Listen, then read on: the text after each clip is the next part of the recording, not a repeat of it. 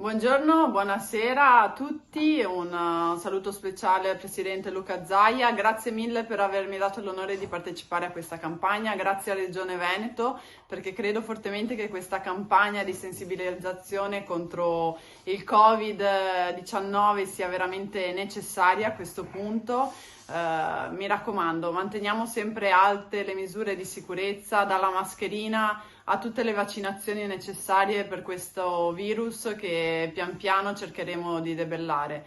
Veramente grazie, per me è stato un piacere e un onore collaborare con voi per questa campagna. Spero vi piacerà, a me è piaciuta molto, devo dire anche grazie a chi l'ha realizzata perché in 3 ore siamo riusciti a fare un prodotto ottimo e secondo me fighissimo.